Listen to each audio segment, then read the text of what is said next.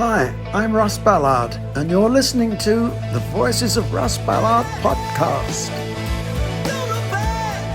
Well, hello again, everyone. This is the Voices of Russ Ballard, and I'm Ian. Oh, I'm Sven. Hello. Good to be back. Good to be back as well, Sven. And here we are at the podcast number 3. Podcast number 3 of the Voices of Russ Ballard. Already podcast number 3. It's great. It's good. And thanks for everybody that's given us the feedback that we've had so far. I think probably the biggest piece of feedback we've had, Sven, isn't it, that we can't. Why don't you play any music? We're talking to musicians, and let's play some music. It would bring it to life, and we are of course aware of that. And Sven, do you want to sort of answer that on our behalf as to why we can't do that? Well, yes, of course. Why we can't do it at the moment, or why we don't do it at the moment, is very, very simple. We are not yet as big as other podcasts are. We are not aired on Apple Music or Spotify or somewhere else yet.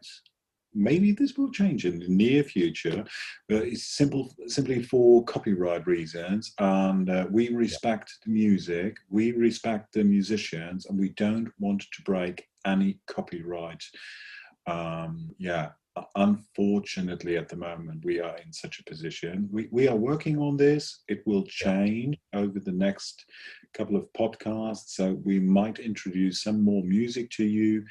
Who knows, as a Christmas gift, we've spoken about this before, maybe we will have Russ Ballard himself on a Christmas or New Year's broadcast. Sven, you're such a tease. Such a tease.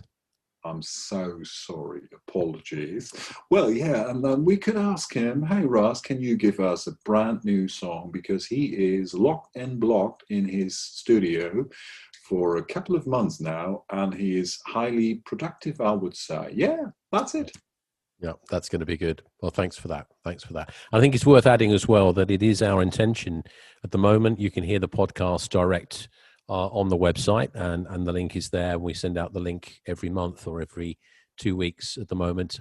But it's worth mentioning that it's our intention to get on the Apple platform or the SoundCloud, Spotify, wherever, all over the world. It would be great if everybody could listen to us as easy as possible. I think, and we're working on that, aren't we? And I know music stations saying using as a claim where the music does the talking. At the moment, we are talking about music. It's a little bit different, but I like that. Very good. Very good. Well, listen, on the last podcast, we spoke to Mod, and we learned all sorts of things about Mod. We learned about Noel Coward. We learned that Russ falls asleep in his company. We learned that the Beatles just seem to sort of borrow, shall we say, the idea of boots and white label them with their own label called the Beatles, and call them the Beatles boots and suits, actually, for that matter. We learned all these things. We also learned that perhaps Russ didn't write Since You Begun. He didn't write God Gave Rock and Roll to You. And is it really Mod gave rock and roll to you? What do you think, Sven? I can't answer this question 100%, but what we learned in the last podcast, it's the truth. Mod gave rock and roll to you. He did, and he's very proud of that. And it was in his words, you've had it, Russ Ballard. I've waited all this time to tell the world, and now he's told the world. So I'm practicing the song all the time now. We're singing along to God Gave Rock and Roll to You. I'm trying my best. Very good. God gave rock and roll to you. Indeed. That's it. That's very good. I think we're there. I think that's very good. So we'll shortly be going over to part 2 of our interview with Mod. And because we had so much material that we didn't want to sort of cram it onto the first one. So there's still lots of goodies to come, I can assure you. But before we do that, we want to signpost a very special podcast that's coming up on the 31st of October of this year. And that also is a very special day.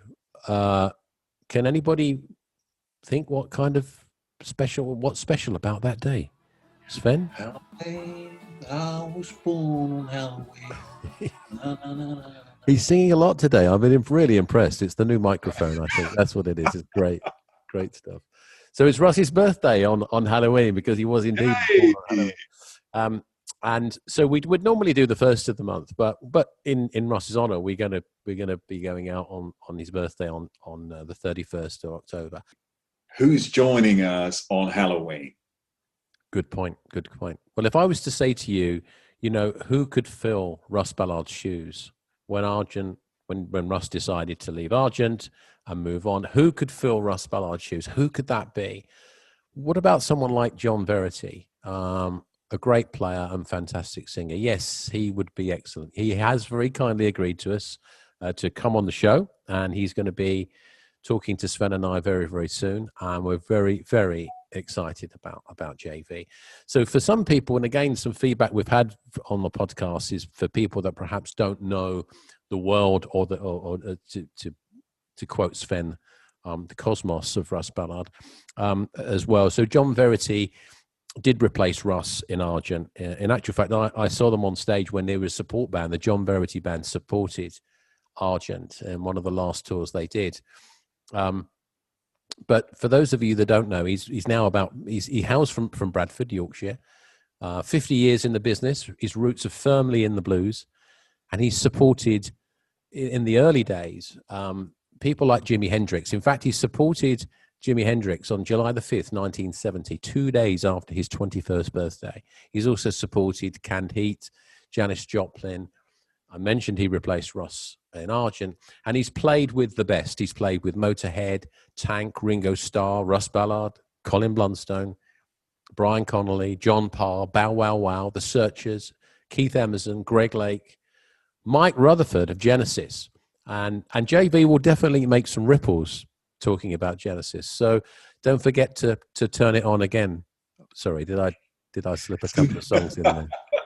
A never-ending list of artists he was playing with. That's amazing. So I would say, he really loves rock and roll. He is part of rock and roll history, and I'm so happy that we will have him around.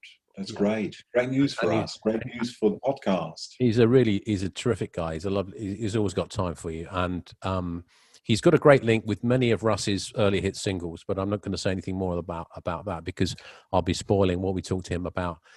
He will be talking about his brilliant new album, Passion, as well. And here's the thing. After saying to you all that we can't play music, guess what? Well, JV tells us that his publishing rights are owned by none other than JV himself. So we're going to be able to play lots of music with no issues at all. So that's going to be great fun. And maybe we should just start with and give you one taster and be able to play. Yeah. What do you think, Sven? Yeah, just another song. I think that sounds good to the listeners of our podcast. So what should we play? What should we play now? Just before we go back to Mod, what should we play? What about Phoenix, Just Another Day? That would be brilliant. So please sit back and enjoy. This is Phoenix. This is the band that came out of Argent with Bob Henrit, Jim Rodford, and John Verity. This is written by none other than Russ Ballard. This is Just Another Day in the Life of a Fool.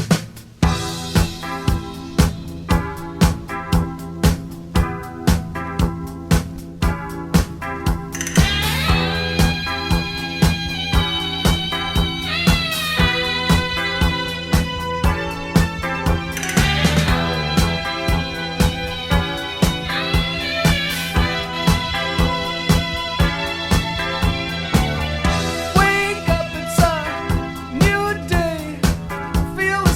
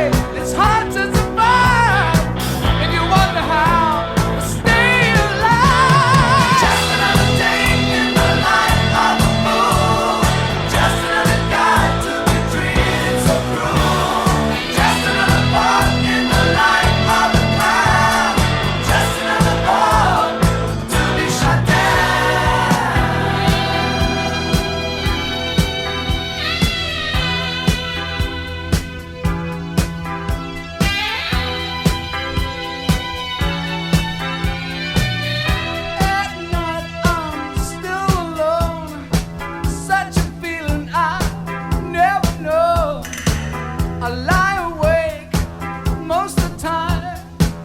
To see me now, you'd say it's a crime. Every night I'm still in pain. Then the day comes around again. I wake up, it's a new day. Feel the same air yesterday. Did you bring your love back to me? Yes, every day. It's just gonna be just another day in the life of a fool. Just another guy to be treated so cruel. Just another part in the life of a clown. Just another heart to be shut down. Just another day. Just another day. Just another day in the life of a fool.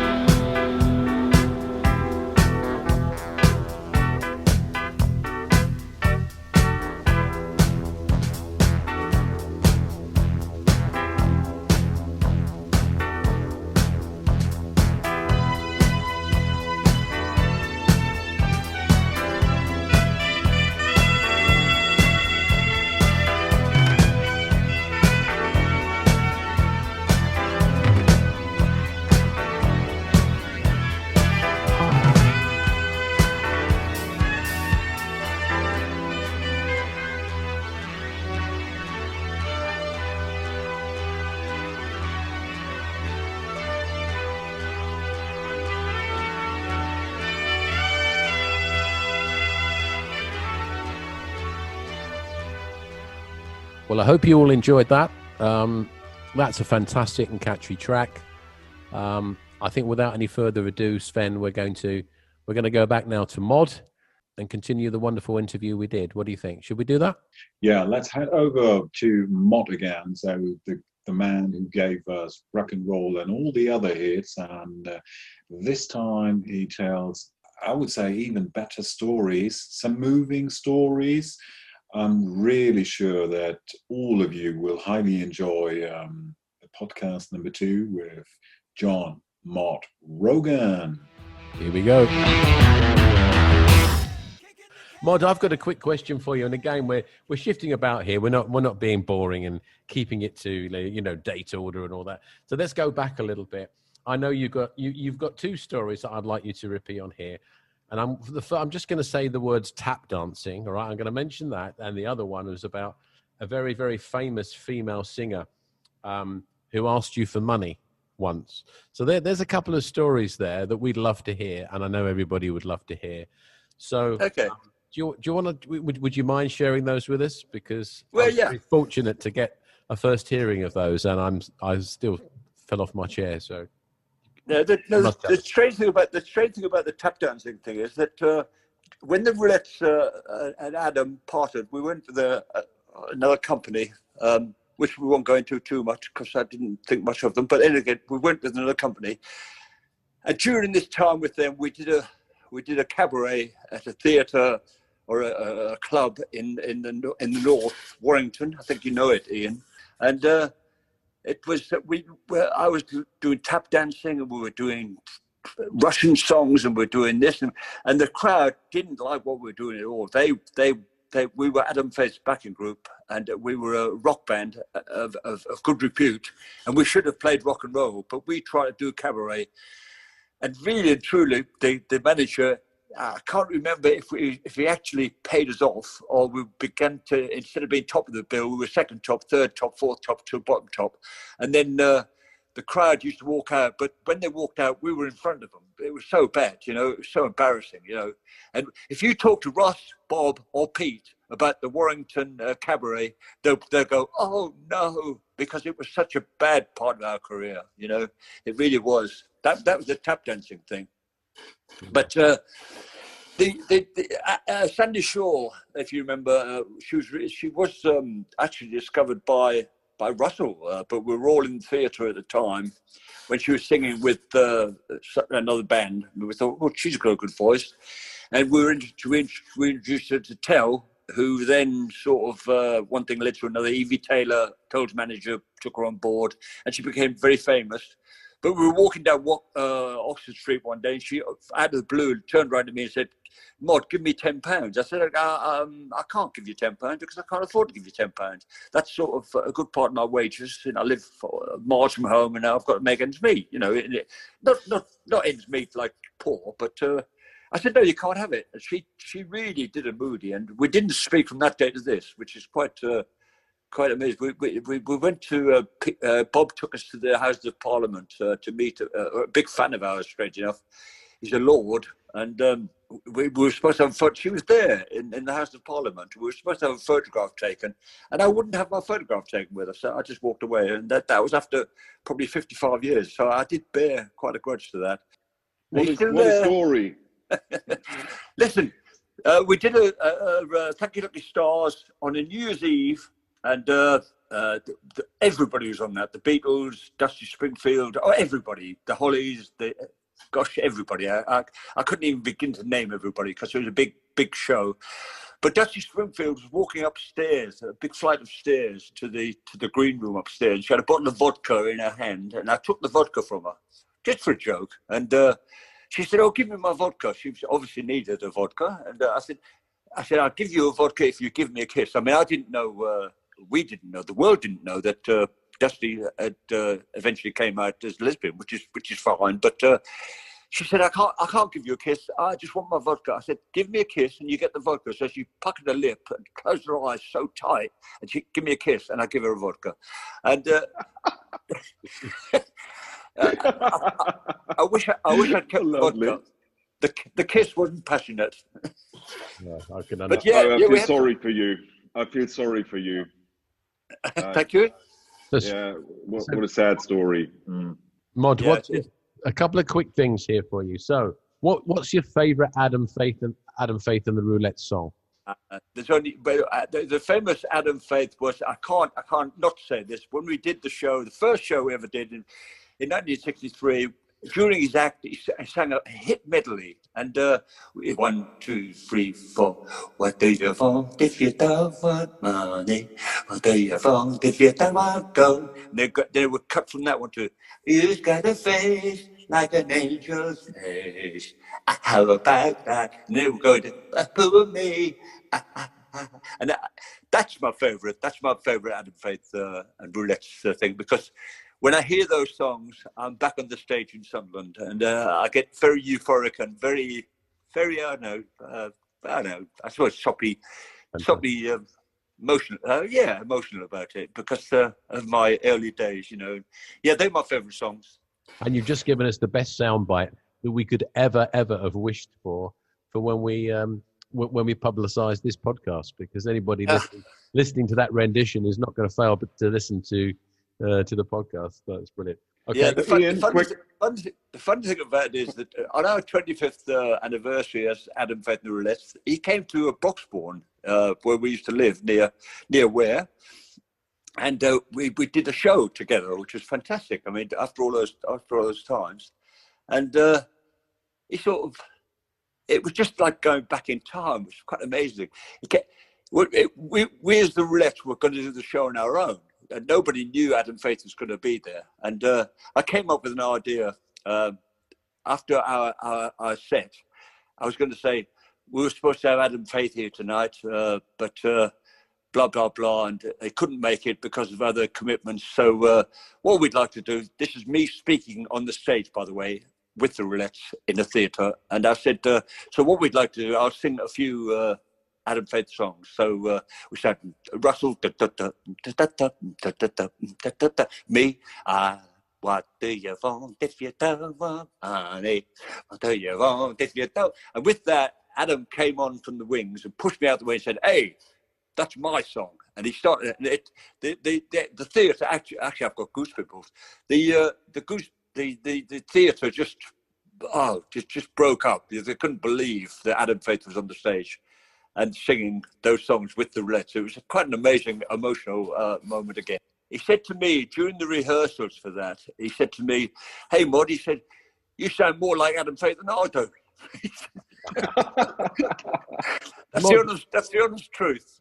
Mod, were you still friends with Adam Faith? I'm sort of obviously this would have been after the Roulettes, but if you, Adam Faith had a couple of movie roles with That'll Be the Day, Stardust, in fact McVicar, which Russ wrote most of the music, and it's still right. One of my favourite films. I have to say the music on that Russ wrote is just, I think, out of this world, and I still watch it, every now and then to this day. Yeah, I've seen it so many times. He's so good. He's so good, Russ Ballard, isn't he? But listen, Ian, this is about me, not him.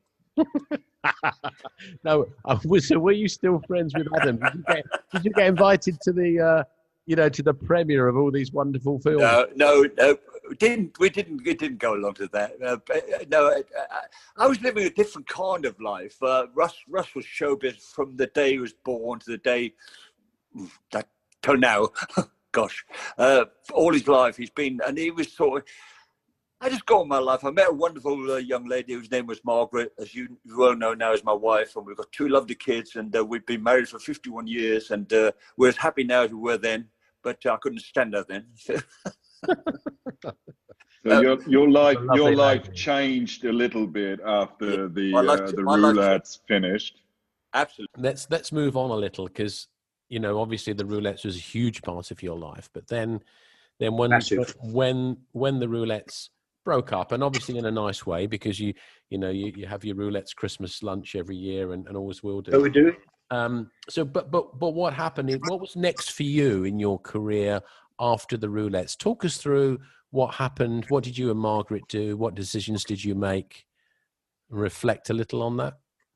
Yeah, well, Margaret and I we met. Actually, Margaret was Russell's girlfriend a lot longer before we married, strange enough. But so we have something in common. Well, Margaret certainly did.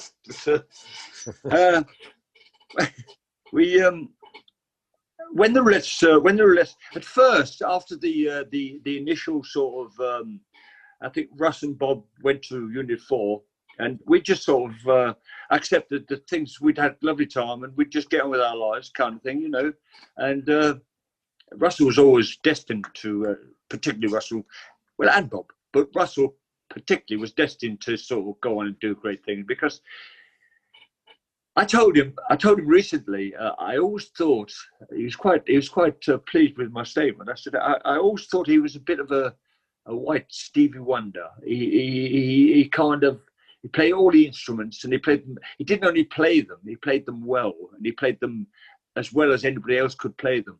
Drums, bass, obviously guitar, anything to do, piano. Oh gosh, piano is a great pianist, Yes. And he was just a natural born musician. He was amazing. He was overawing, really.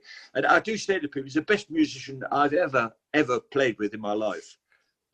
Well, he's probably the second best bass player I've played with in my life. And I know. I thought you were going to say, because I know who you've told me before, who the best bass player that you've played with in your life. So yeah, the late Jim Rodford. What a lovely man. He was amazing. Jim played with me also after the demise of the roulettes.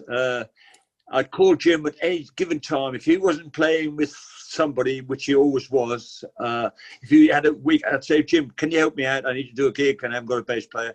He'd be there like a shot, and he was an amazing bass player, and he was great to have around. He was a happy, God, he was such a great guy. I'll keep his picture here, and I say good morning to him most mornings. There he is up there, Jim. I'll say good morning to Jim. You know, you're all right, mate. You know, and every time I go upstairs, I think of Jim Rodford because of his accident falling down the bloody stairs. And I don't know, he was a great guy. We had some great times together. Yeah, we really did. But Russ was always there. Bob was there. In fact, the strange thing about it is that a lot of gigs I did after the roulettes were yours truly, Mod, Russ, Pete.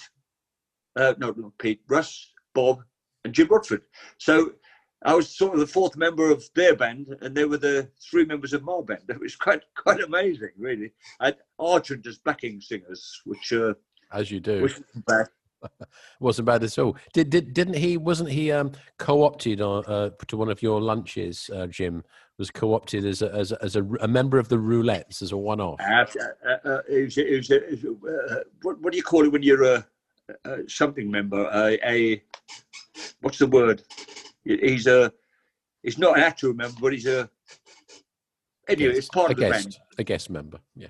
I can't remember the word, but yeah, he was part of the band. And we had our last dinner together about 8 months before he died. And oh God, unfortunately, when we sat, strangely enough, we sat in a restaurant in Hartfordbury, which is an annex of Hartford, the county town of Hertfordshire.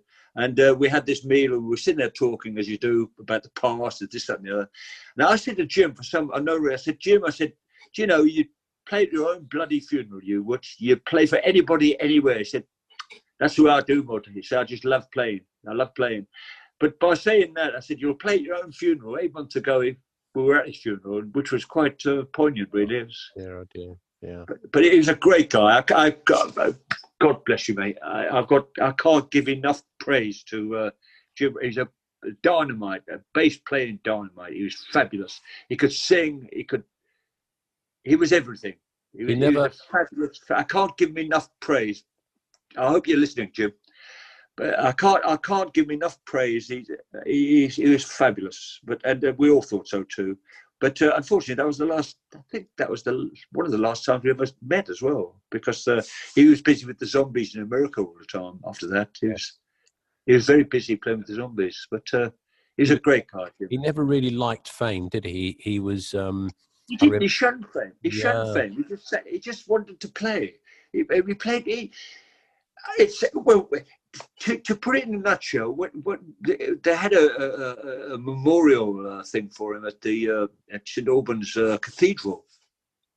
I mean, that's a big cathedral, and there wasn't a seat for anybody. All these people were coming and to see Jim off. There was hundreds and hundreds of people, and I thought, Jim, you were more famous and more liked and more wonderful to people than you thought and knew. And if there was an epitaph for him, that day was just amazing. And they played in the cathedral. They played dum dum dum dum dum dum. You know, they played their song, their hit, Argent, and then they played God Made Rock and Roll. And I thought that song, the words were you know, I feel quite emotional about this, because they're friends,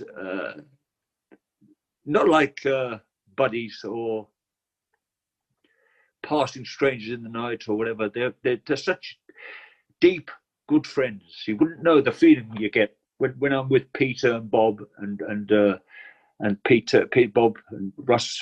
Dear Russ and myself, we sort of just enjoy our company. After all these years, we harp on about, like kids, about the past and about the music times, and sometimes it would be nice. I did think that it would be nice to have a four Zoom cameras of 6 with you and Sven, and just sit there and talk about the past and things rolling off. But there'd be a lot of things that maybe we couldn't talk about. That would be utopia for us, Sven, wouldn't it? Yeah, it would. I remember Bob Henry saying one day to me, we met somewhere. Yeah, we met at Russell's house for an interview session, and he said, Sven, we should always record everything when we meet up, just to make sure the world will hear all our stories one day. And that's the truth, you know. We hear so many fabulous stories, and what you just said, that it's so amazing when the four of you come together. And I mean, what we have seen in 2018 was spectacular. To me, it was spectacular. The Roulettes back on stage after 55 years. What was the reason behind it? I mean, it was planned as a party. So Sue Robinson, as our party organizer, head of party organizing, did the first Russ Ballard experience in Ware, and all of a sudden somebody said, hey, the Roulettes will be back on stage after 55 years. How was this to you, Mark? I thought it was something we should do. I never thought it was, oh, can't do that, or blah, blah, blah, stuff. It just, if they were there, you wanted to be there with them. If I was there, they wanted to be with me. Do you understand? Yeah. It was kind of, it's a love relationship. We were lovers, not sexual lovers, but social lovers from 1963, and it's never died. We've never really had any problem with falling out or stuff like that. I suppose it went quiet a bit when the Roulettes finished and Russ and Bob went to Argent, and at first it was a bit of a pull to sort of realise that you weren't doing that anymore. But fortunately, Russell's brother wanted me straight away to be in his social band, you know, which I duly joined and enjoyed very much. So it kept me in showbiz. I've been in showbiz since I was 9. I wasn't going to stop then or any time. Right. And I don't now. You know, if there's anything going on around here in Suffolk, and I just take my guitar and I always sing a few songs. A lot of them are cheeky songs, so it makes people laugh. I can think of one cheeky song that you sing, but moving swiftly on. The sausage song. Did you ever go and see Argent live, either as a guest or? Yeah, they weren't really a local band to me, and I had a life. I had a wife and 2 kids, and I didn't really go and see many shows and stuff. You know, if they were local, I'd go and see them, and I loved the band. I loved. Do you remember Ring of Hands, their album? Yes, I do. Yeah, great. That was Celebrate. One of my favourite band albums. I sat and listened to that. I thought it was so wonderful. Uranus and stuff like some great stuff. If you could criticise it, one doesn't criticise one's peers, one's musicians. But Rod used to get too much into his solos on the organ, you know, and he used to sort of. I wanted to hear the band, but not Rod all the time, you know. I said to Sven and I were chatting the other day. I don't know whether you remember this, Sven, and I said to him, it's ironic that Russ left Argent because he felt, you know, we know the reasons, but outlining on what you just said, and you know, 20-minute organ solos or mellotron solos. Oh man, just too much, mate. But the ironic thing is, given the success that the Zombies have had and Rod has been amazing. The ironic thing is that Russ left to do kind of catchy 3-minute songs with melodies and choruses and things. Absolutely, thank goodness. With his first couple of albums, and the ironic thing is that Rod has found some amazing success in latter years doing just that. In other words, with the Zombies, doing melodic short songs. So what's your favourite Russ Ballard song? Just some quick questions for everybody. My favourite song is Russ Ballard. I love So You Win Again, Hot Chocolate. I love the chord structure. I love the melody. I love the lyrics. I love the band. I loved everything about it. Hot Chocolate, So You Win Again. If I had to take one of his songs to listen to without any others in the world, I'd probably take that one of his, yes. And I loved No More the Fool, Elkie Brooks. Yeah. And I liked Barbara Dixon's I Don't Believe in Miracles. I liked the majority of his stuff I loved, and I liked all of it. But there were some that melodies, and I know the history of why they were written, some of them, which is it's very private. It's what I was told by Russell, and it's something I would divulge. And there are some very very some moments of real sort of happy and sadness in some of the songs. You just mentioned some of his biggest hits. We all really love. Did you ever had the chance to see Russ live on stage performing? So yeah. From time to time, so as a solo artist. Oh yes. From time to time, we are talking about the mysterious Russ Ballard years, so the 90s. We've only seen one album from Russ in the 90s after his massive success in the 80s with the Voices album and The Fire Still Burns. Right, surely. Yeah, I used to. I would listen to all of his music, Russell's music. You know, there wasn't that much opportunity to see Russell as a Russ Ballard show because he wasn't doing much over here. If he did anything, it would be in Germany, Italy, maybe America in the formative days, but not much in England. Strange enough, I always do say as well to Russ Ballard, you could have been massive. You were big. You were famous, but you could have been massive. But you gave your life to your kids and your family, which I can't knock him for. But he could have been a massive star, Russell. Yeah, so true. But hey, look, Russ will do. Well, fingers crossed. Russ will do more shows in my home country in Germany. So, I'd like to invite you and your better half joining us here. That would be lovely. Yeah, that would be lovely. When he's doing tours again, which is great. But yeah, you really picked out some great Russ Ballard tunes, and I think "So You Win Again" is such a catchy and melodic song. It's a beautiful song. It's one of the biggest songs ever. Absolutely. Apparently, Mickey Most produced that. Mickey Most for the Rack record label, the blue record label. That's it. Because they did the Mud and all those, didn't they, as well? That's it. But he changed the whole thing to what Russell would give him. You know, he changed the whole tune. It didn't change the words or the music. It made it what it was, as opposed to what Russell had done. Still brilliant, but the hot chocolate version was fabulous. Just on No More the Fool. One of those Fool. songs when you hear the first da da da da da da, that's the first two notes. You think, oh, that's the song. So You Win Again, Hot Chocolate. I get a lot of pleasure out of that. Guessing what songs are from the intro, and that's what dun dun dun dun dun dun dun dun dun. And I get a lot of pleasure out of it, but that's the song, and it means a lot to me, that song from Russell. Yeah. Mod, I'm going to mention to you one of the songs you mentioned there was No More the Fool. Now I went to see Elkie, Aaron and I went to see a couple of times in the last couple of years, and on both occasions I'm sitting there, and a great show, still a great voice, went down a storm, but I'm sitting there waiting for No More the Fall, and you know what, on both occasions it never came. So I know that her husband is the musical director, and he sat so I went to I had to say something, and I said to this guy who I knew was, he said, "Well, it's not great for her voice, so she doesn't do it every night." And funnily enough, she said, "I spoke to Russ." This is him saying he spoke to Russ, and Russ had confirmed that he'd spoken to him on something. They wanted to talk about producing something. It never came to fruition, as far as I'm aware. Then when we saw them the second time, I couldn't believe it. And it's like, for me, it's like Frank Sinatra not singing My Way. You know?